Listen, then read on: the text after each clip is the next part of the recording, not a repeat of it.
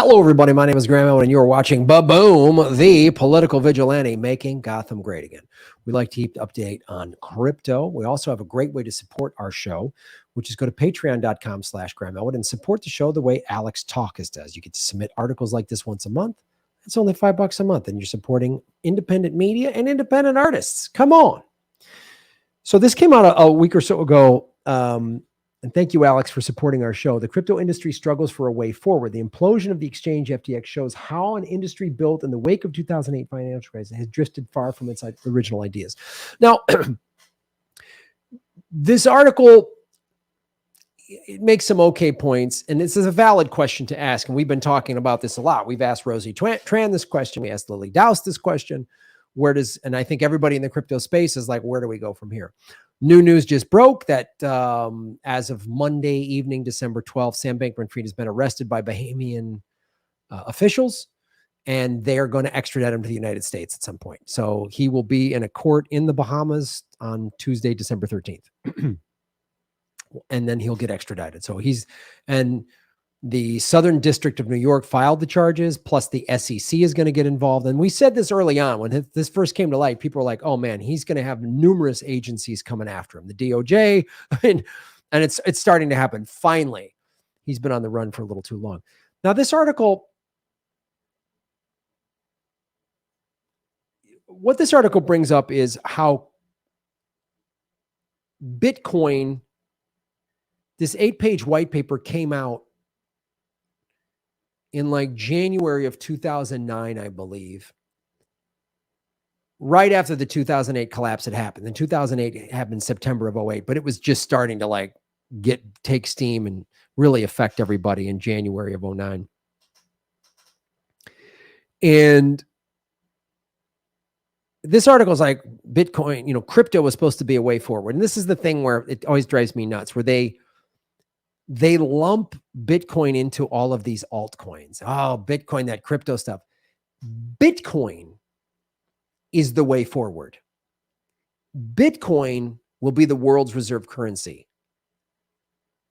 These other altcoins may or may not be involved in that. And there's a lot of great technological uses for some of this blockchain technology, contracts, medical records, all kinds of stuff is like it's really fascinating where this could go. But FTX was a corrupt exchange. What FTX proved was the thing that people who'd been in the crypto space a long time have been saying and keep saying. This is why you don't store your crypto on an exchange. You put it on a cold wallet. If you've been paying attention to crypto, even just for the last year or two, I've been paying attention for about 2.5, almost 3 years now. I know this.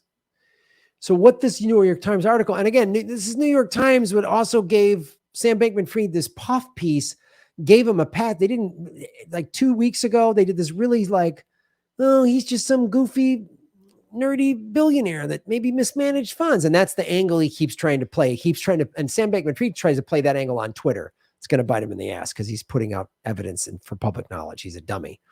But the New York Times keeps kind of holding water for this guy. And some of this article, and some of these are valid questions they ask, but some of the article shows to me that, again, this person at the New York Times lumps it all in together. It's like I equate the altcoins and all of these exchanges as the .com bubble.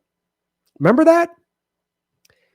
These IPOs would come out, the stock would go through the roof, they'd get venture capitalist money, and some of these websites were good ideas, good online product. It was the first, we were in the early 2000s, 99 to early 2000, when that was happening.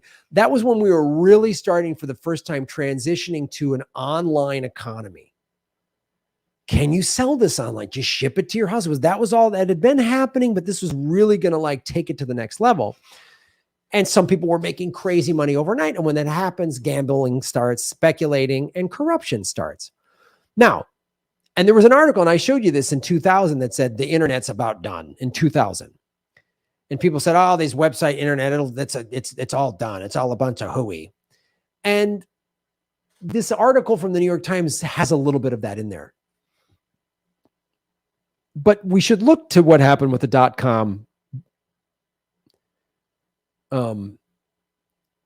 explosion and implosion and its crash. Websites didn't crash. Google didn't go out of business. Apple didn't go on the scrap heap. The poorly managed ones, the corrupt ones, the people that were just scam artists that came in with, give me $100 million and I'll make you a billionaire. And then they took the money and ran or gambled it. Yes, that happened. And yes, that's happening with these exchanges.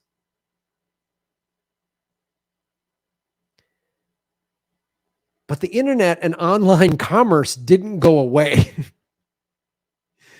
And COVID and the lockdown proved how important online business became. I know so many people that had an in-store business and did a little online business, and they had to do a hard pivot when COVID hit. And a lot of them grew their business out of it. ZT's one of them. A lot of people did that. Oh man, and their online business really grew. And so to say this FTX thing, and the New York Times article isn't saying this, but it alludes to this, and some other people in the traditional media and traditional finance space have said this. This is crypto's all a scam. I knew it. No, this guy ran a crooked exchange. It's like when people say, Bitcoin's used for criminality. That's why we shouldn't do it. Well, so is the US dollar. The US dollar has more blood and drugs on it than any currency ever invented. So the lesson to be learned, where crypto goes from this, who knows? The unstable, the coins that weren't that strong to begin with or scammy, they're going to go wayside. Bitcoin and Ethereum, they're going to last. Bitcoin especially. Nobody that's a Bitcoin hodler that I know is worried about Bitcoin. Altcoins are I don't know. These altcoins could go out of business. I do the show on Rockfin. Rockfin could go out of business. Crypto.com could go out of business. Right? I don't know. Let's hope not. But if they're mismanaged, they're mismanaged. It's not that crypto isn't the problem. Corrupt people are the problem in the management of these exchanges. And this could happen to anything.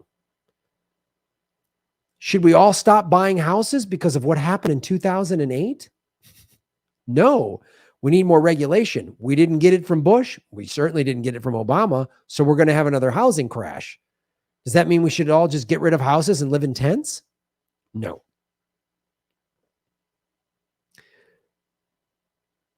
If you're new to crypto, you got to use an exchange to buy and sell crypto. That's a reality. Research the ones that aren't having any problems right now in terms of they haven't frozen any assets or they're not filing for bankruptcy or restructuring anything. Coinbase seems to be doing all right. There's some other ones, but you might have to use a VPN if you live in America. Crypto.com is still going, but I don't know. I mean, FTX, you look back, they gambled so much. They spent way more money than they were worth on ads, on big celebrity endorsement deals, Super Bowl ads, right? Tom Brady, all these people, they paid them a lot of money. They weren't making as much money. So what do you do if you have a little money? I'd buy Bitcoin, get it on a cold wallet, and let it sit. Right now, Bitcoin's trading at about 17,000, and let it sit. Maybe some Ethereum if you want. I'm not risking any altcoins. I have some altcoins, and I call them lottery ticket coins. Crypto.com coin, but I don't know. Cardano, whatever, man. Research them. Don't get caught up in the all the scared money has left the crypto space. And a lot of these big institutions are slowly buying a little Bitcoin here and there. Some of them are waiting for the price to drop even more to buy more. They might publicly be like, crypto's too crazy, but they will buy more. There's $25 billion sitting in US digital coins on exchanges waiting to be converted to Bitcoin when the price drops even more, if it does. 17 still a good price. So do your own research And all the more reason to not keep your Bitcoin on exchanges. Get it on a cold wallet. Thank you, Alex Talk. We're going to still be talking about this. What happens with FTX? What happens with Sam Bankman-Fried's trials? We don't know, but we'll keep following the money and connecting the dots and getting the truth. Shave your knuckles for justice. Hey, everybody. Thanks for watching. We are still in our ninth month of demonetization from YouTube. So support what we're doing at patreon.com/Graham Elwood or rockfin.com/Graham Elwood, which is a blockchain cryptocurrency platform. It's free to sign up, and there's a premium level at $10 a month. And for that, you get everybody on the platform's premium content. Myself, Lee Camp, Ron Placone, Jimmy Dore, Whitney Webb, Kim Iverson, Abby Martin, and many, many others. You can also support what we're doing at Venmo at Graham-Elwood and go to GrahamElwood.com. We have a PayPal button and a PO box. I also have crypto wallets, which are all in the show notes. Thanks for supporting what we do.